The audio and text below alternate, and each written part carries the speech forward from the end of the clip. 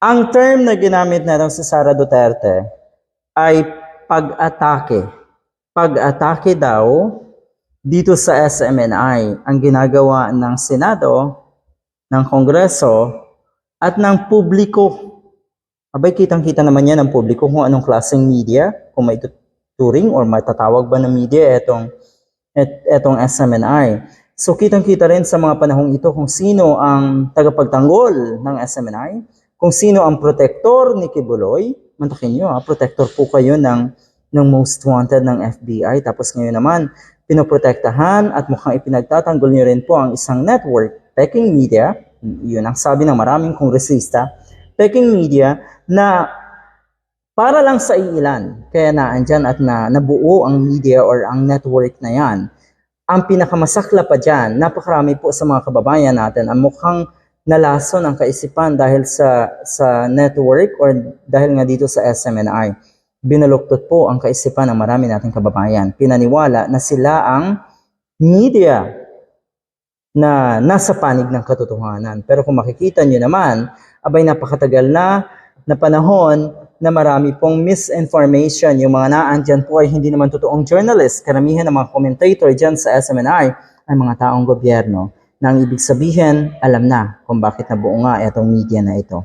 Pinagtatanggol ngayon itong si Sara Duterte, etong SMNI. Sabi niya, clearly it is a violation of the freedom of media. Yun nga, hindi naman media talaga itong SMNI.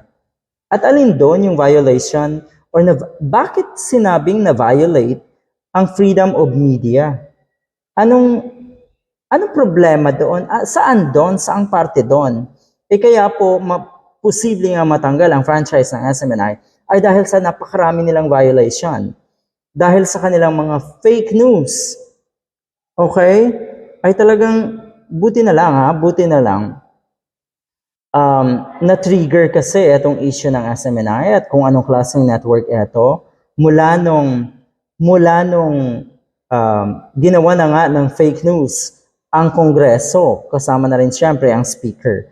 Hindi naman tayo pabor sa maraming ginagawa o sa mga ginagawa ng speaker na si Romualdez. Pero yun lang, nakahanap ng katapat itong SMNI. Matagal na pong ginagawa ng SMNI na nare-red tag. Tinotolerate yung mga peking balita. Tinotolerate po yung mga panre-red tag nga na si Badoy at ni Calvo. At marami pa pong iba, kahit siyempre yung mga pagmumura ni Duterte ay tinotolerate din ng SMNI. You see? At sasabihin nyo na ito ay violation of the freedom of media, itong ginagawang investigasyon nga sa SMNI. Hindi po, sadyang napakaraming violations ng SMNI, kaya nagkakaganon yung network na yan. At eto na nga, Vice President and Education Secretary Duterte believes that the attacks, hindi yan matatawag na atake, dahil nararapat lang talaga na paimbestigahan, siguro matagal nang umaatake etong SMNI sa mga itunuturing na kalaban ng mga Duterte at syempre ng mga kampon nga na itong si Digong. O diba? Yun ang tunay na atake. Naandyan ang SMNI para atakihin yung mga kalaban. Yung kuno ay mga taong totoong nasa tama at nagmamahal sa ating bansa. Nandito ako para makiisa laban sa pandarahas, pang-aapi. Wow! Talaga lang, inaapi si Kibuloy, talaga lang, inaapi ang SMNI. Kayo yung naghari-harian, etong mga commentator dyan sa SMNI, katulad ni Badoy at ni Calvo, pati na rin si Duterte, abay naandyan kayo para i-justify yung mga sarili nyo, para alam natin kung ano yung intensyon ng mga katulad ni Badoy Yung mga panriretag po ni Badoy, hindi nyo po ba alam, Sara Duterte?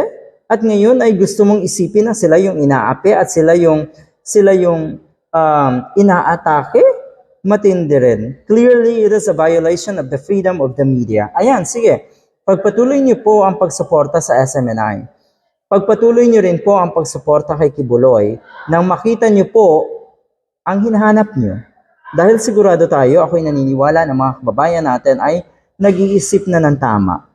Alam na nila kung ano yung dapat at hindi dapat. Kung ano yung tama at kung ano yung mali. Kaya siguradong wala kang patutunguhan kung patuloy ka na naandyan para ipagtanggol nga ang SMNI at si Kibuloy. Good luck sa iyo, Tambaloslos.